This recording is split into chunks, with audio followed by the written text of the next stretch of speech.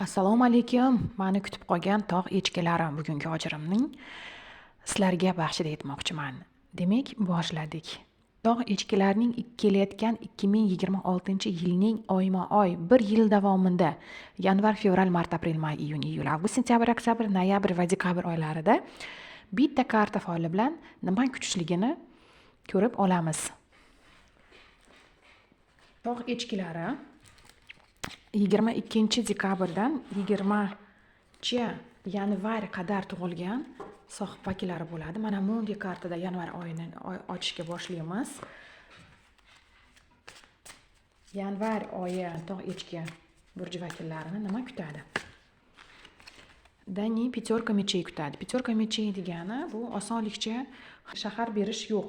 Ular albatta kurashishlari kerak. Albatta yanvar oyi bular birovni boshlaridan bosib o'tib, o'zlarining haqliklarini, g'olibliklarini qo'lga kiritishlari kerak degan karta bilan boshladik. Bu oilada, munosabatda, ishda, biznesda, o'qishda bo'ladimi, studentlar, maktabda o'qiyotgan o'quvchilar bo'ladimi? Bular har safar kurashib kelayotgan, osonlikcha ular shahar bermaydigan insonlar va osonlikcha qullikka tushmaydigan insonlar kartasi tushdi va yanvar oyi ham har kuni, har yili hayot davomida kurashib kelayotgandek o'zlaringni quyosh tagidagi o'rnlaringni haqqoniy egallab turganliklaring haqida kurashib, hammaga isbotlashlaring kerak bo'ladi.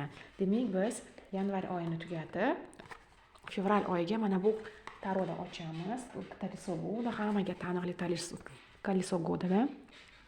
Tog' echki burji vakillari bizni nima bilan kutib olar ekan? Qani, fevral oyi bizga qanday keladi? Отчаянный kartasi bilan. Bu sizlarning kartalaring desam ham bo'ladi, chunki sizlar o'zlaring, holi, fikrlaring bilan, g'oyalaring bilan qolishlaringni va chuqur-chuqur o'ylashlaringga talab qiladigan karta bu. Nima, hamma ishlarni chetga surib turginda o'zingga e'tibor bergin. O'zingdagi ichki nuringni topib ol deyotgan karta bu. Yoki masalan fevral oyida oilaliklar ko'rayotgan bo'lsa, xotinlaringizlarni arazlab qolishlari mumkin yoki erlaring arazlab qolib, "Qo'y, tinch qo'y, ki jonimga tegmagin, mani voy dadamlarim, akamlarim, qarindosh urug'lar xolla qo'yinglar, jonga tegib ketdilaring-ku" dod deb deydigani haligi ichidagi nidosi bor. To'g'ri, tashqariga aytolmaydi. Qarindosh urug'larga qattiq botinolmaydi, lekin yolg'izlikni talab qoladigan payt ham kelib qoladi bu. Tushunarli? Juftlikda, ya'ni munosabatlarda bu kartani nimani bildiradi? Bu karta отношенияni pauzaga qo'yishlikni bildiradi. Ya'ni bu hozir tormozlanib turayotgan payt bo'ldi. Jicha dam olgan, men ham dam olib bir-birimizdan charchadik shekilli.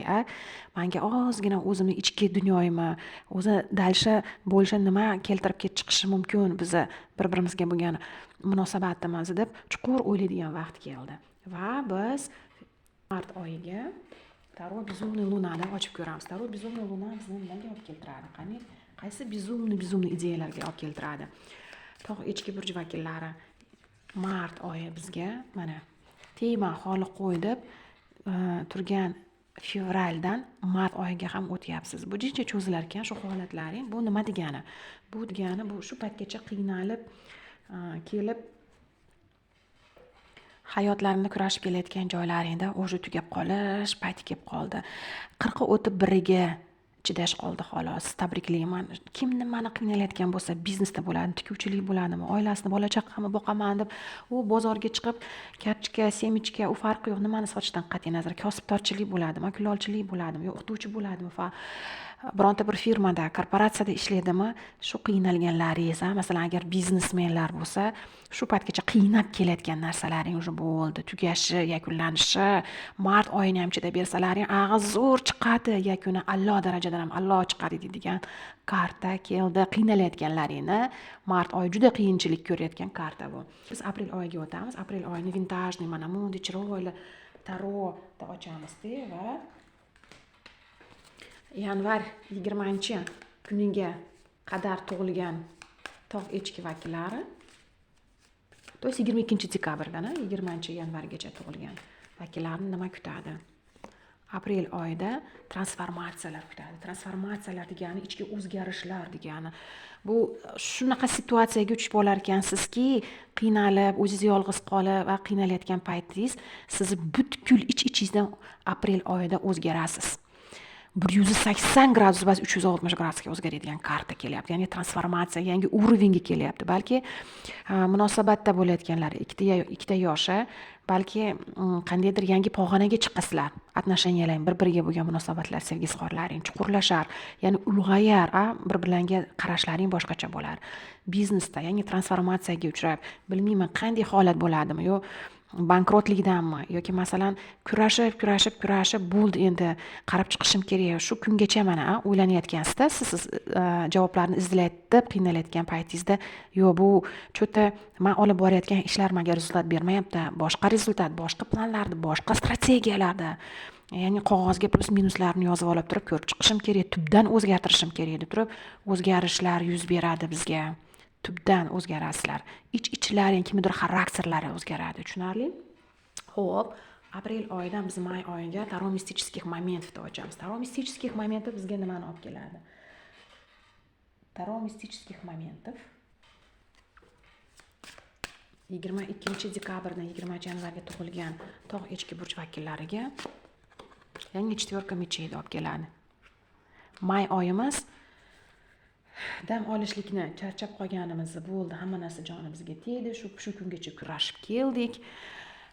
Nimagaki qo'l urgan bo'lsam, o'sha charchadim, rohatini oldim, plyusini chiqarib oldim, bo'ldi, meni tinch qo'yinglar, charchadim deb o'sha damga отпуска talab qiladigan may oyiga kelib qoladigan joylaring bo'ladi. Masalan, o'quvchilar, abituriyentlar o'qishlarini tugatib repetitorlarga borib, o'sha charchadim, qani endi shu tugasa-yu, institutlarga kirib olib, deb hammani xursand qilsam, qo'ylar so'ysamda, xayriya ehson qilsam deydigan karta. O'sha oxirgi resurslaring ham o'sha qolmadi. Uydagi ayollar meni ko'rayotgan bo'lsa, relaksga boringlar, parikmakerskiyga, masalan, massajga boringlar, dam olinglar. Ozgina bo'lsa ham kuch-quvvatga, batareyalaringni zaryadlab olinglar. O'sha qolmadi. Bo'ldi, o'sha oxirgi kuchda ishlayapsizlar may oyida deydigan karta bu. Tushunarli? Xo'p, biz iyun oyiga o'tamiz. Iyun oyini Taro блуждающей звездida ko'ramiz. Tog' echki vakillari. Iyul oyini biz troyka kubkovdan nishonlaymiz. Bo'ldi, urre, damlarimizni oldik. Turinglar deb turib tabriklayman. Kimdir to'ylarni nishonlaydi, dasturxonlar atrofida ikki juftlikda haligi nima deydi, er-xotinlikni tabriklaydigan paytlar keldi. Kimdir mana biznesda charchab va shuncha kuch sarf qilib va shuncha investorlarni ham oldida yuzimizni oqlashimiz uchun mana xudo xolasa stollar, banketlar, ya'ni kafe, restoranlarda g'olib bo'lib chiqqanimiz, yakunimiz zo'r darajadan, ya'ni a'lodan ham a'lo chiqqanligini nishonlayotgan bo'lamiz.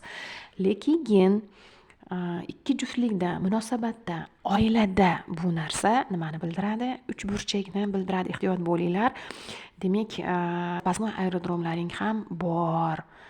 Bunga surishtiruv ishlarini olib borib, darhol bilib olasizlar-da, menga kommentariyada yozib yuboringlar, layklar bosib, bo'ptimi?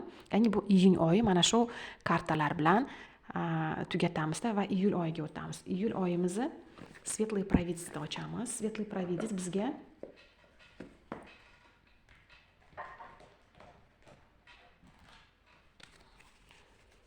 tog' echkilariga iyul oyiga nimani olib keladi? Ritsar jezlovni olib keladi. Ritsar jezlov degani bu yuragida, ichida olov yonayotgan yosh yigit qizlarimiz bu. Demak, iyul oyini yosh yigit qizlarimizni nima desam bo'ladi, ko'tiga tepadigan karta. Yaxshi niyatda, bu yomon niyatda ba'zi qanday qilib ko'tiga tepadigan karta. Mana oloving ichida yonib turayotganda, deydimi, kartadan olov yonayotganda, olov tez yonmaydi, bilasizlar, vechniy basu. Pish etib yonadi, pish etib o'chadi. Yonayotganda harakatingni qilib ol deyapti, sutlashma deyapti. Institutlaringni tanla, yo'nalishlaringni tanla, harakatingni qil. Imkoniyatlarni, возможностьlarni qo'ldan chiqarma deyapti. Olg'a. Bu zo'r karta, bu biznesda ham davay, bos, gazini bos, bo'l, qil. Zo'r kelyapti. Iyul oyida qilib olmasang bo'ldi, o't so'nadi deyapti-da. Mana shu zo'r karta bo'lgan bo'ladi. Ya'ni biz avgust oyiga o'tamiz. Avgust oyini runический taroda ko'ramiz. Runический taro. tog' echkilariga 22 dekabrdan to 20 yanvargacha tug'ilgan burch vakillari. Qani? Nima kirib kelyapti? Повешенный kirib kelyapti. Ya'ni avgust oyimizga bo'ldi. Hamma nimaki qilayotgan ishlarimiz mana bekordan bekor bu ishlarni kutingga tepmagan deyapti. Harakatingni qilib ol deyapti. Bo'ldi, o'timiz so'ndi. Avgust oyida damimizni olib, hamma ishlarimiz tormozlanib turadi, pauzaga tushib qoladi. Biz kutishlikda. Ya'ni bu nimani talab qiladi bizdan? Mana отношения degani bu ikkita juftda o'rtadagi munosabati, to'g'rimi?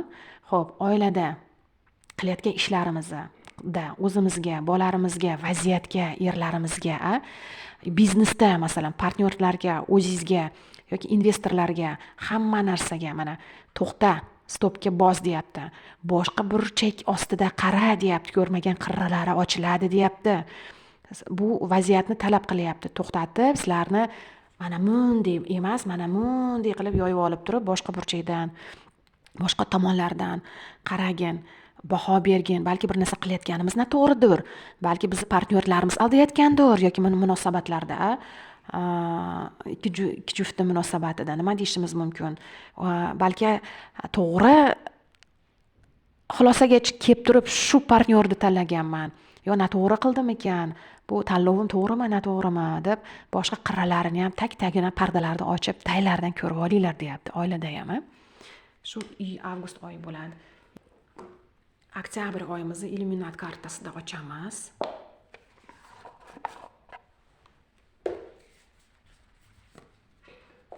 Qani bizga nimani olib kelamiz? Chiroyli karta. Tog' echki burchlari 22 dekabrdan 20 yanvargacha tug'ilgan. Peterka jezlov kurashish bilan, ya'ni biz o'rnimizni hammaga ko'rsatib qo'yish bilan. Ishda masalan karyerada misol tariqasida aytay, biz hammamiz tengmiz, hammamizga bitta vedimiz yopiladi. Nimaga ubasi manbasi u deydigan? Yo'q, shoshmay turinglar. Men ham ko'rsata olaman, men ham boshlar ustidan yura olaman. Men ham rahbarlarga o'zimni ko'rsata ishimni qilayotgan ishlarimni boshqacha, mana boshqa burchak ostida qara qilayotgan ishlaringni bir narsasi noto'g'ridir deyapti. Boshqa bir burchak ostida ko'rsatishim kerak, o'zimni namoyon qilishim kerak, men ham yuqori karyeraga o'sishim kerak deyotgandir. Yoki masalan biznesda, loyiha, proyektlarda startaplaringni yuqoriga o'sha tasdiqlaydigan organga, yuqori turuvchi organlarga berayotganlaringda sizlar kurashib, nimaga aynan sizlarda loyihalarini o'tkazishlar, nimaga aynan sizlarda loyihalaringga pul tikilishlari, nimaga u emas, u sizligingizni kurashib, tanlashib, isbotlab qo'yishingizni talab qiladigan karta bu. Tushunyapsizlarmi? Tushunyapsizlar? Demak, iyul, avgust, sentyabr bu bo'lgan bo'ladigan bo'lsa, oilani esimdan chiqarib qo'ydim. Oilada ayollarimiz yoki masalan, молчи, женщина, твой день 8 marta o'shanda gapirasan, gap berganda deganda, nimaga? Men ham o'qib qo'ygan joyim bor, men ham bitta emas, ikkita, uchta diplomim bor. To'xtab tur, men bolalarimni tarbiyasi bilan shug'ullanaman, har kuni darslarini qilaman, men ham saviyam, krugozorim, dunyoqarashim, fikrlashim birovlardan kam yo'q, meni ham fikrimni bilinglar deb o'zlaringni o'rnlaringni, o'zlaring asosiy rolda oilada bajarayotganlaringni ham ko'rsatib qo'yishlikka chorlayotgan karta bo'ladi bu. Tak, endi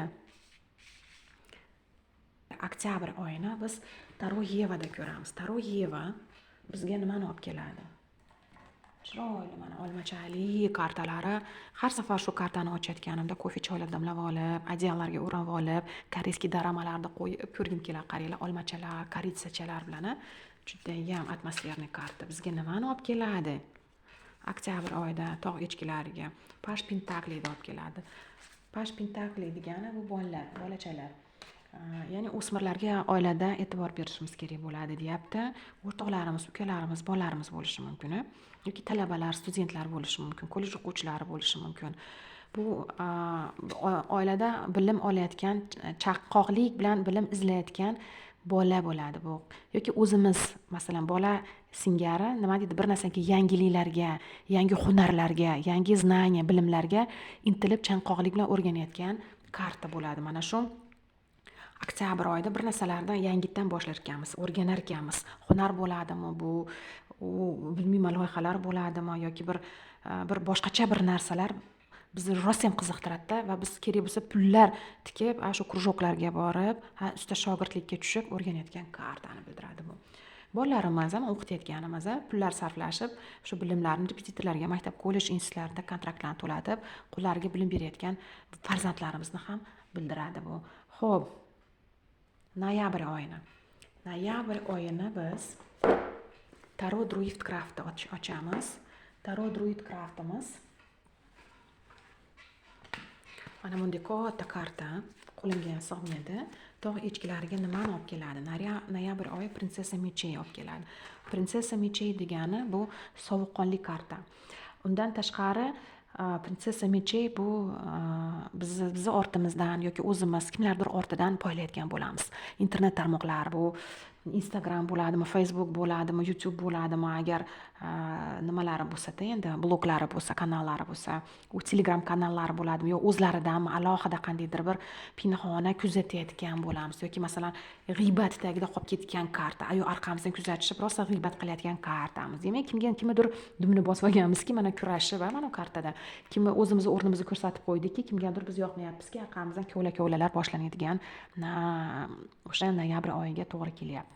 Yoki masalan bu aqlingni qo'lingga jilovlavar, bu o'tkir aql qilich deganida, bu haligi nima deydi, intuitsiya, intellekt degan narsalarni bildiradida. Bu yoki masalan qilayotgan ishlaringni tezda chaqmoqdek, momaqaldiroqdek, uchar yulduzdek tezda harakatingni qilib tasha deyapti-da. Mana shu karta bo'ladi.